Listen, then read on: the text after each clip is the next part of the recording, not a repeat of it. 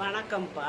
உயர் ரத்த அழுத்தம் இருக்குன்னு சொல்கிறவங்க நம்ம முருங்கைக்கீரையை நல்லா சாப்பிட்டுக்கலாம். முருங்கைக்கீரைனா நீங்கள் சூப்பாக கூட டெய்லி செஞ்சு சாப்பிட்லாம். முருங்கைக்கீரை சூப் எப்படின்னா, இவ்வளோ கீரை இருந்தால் போதும். டெய்லி சாப்பிட்றதுனால சொல்கிறேன்.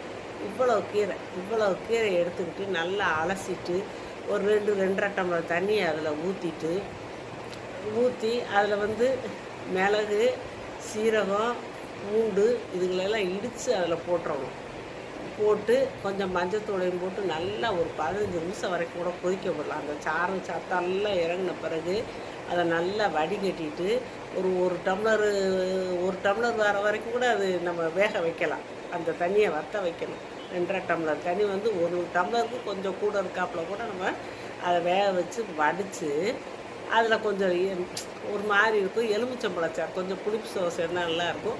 கொஞ்சம் ஒரு 1/4 ஸ்பூன் அளவு எலுமிச்சம்பழச்சாறு விட்டு அதை டெய்லி நீங்கள் எந்த நேரமாவது ஒரு நேரம் சாப்பாட்டுக்கு அப்புறம் குடித்தாலும் சரி, சாப்பாட்டுக்கு குடித்தாலும் சரி, எப்படியாவது நீங்கள் குடிச்சிட்டு வாங்க. உங்களுக்கு அந்த ப்ரெஷருங்கிறது குறையும், இருதயத்தையும் பாதுகாக்கும், உங்களுக்கு உடம்புக்கு வேணுங்கிற தெம்பும் கிடைக்கும்.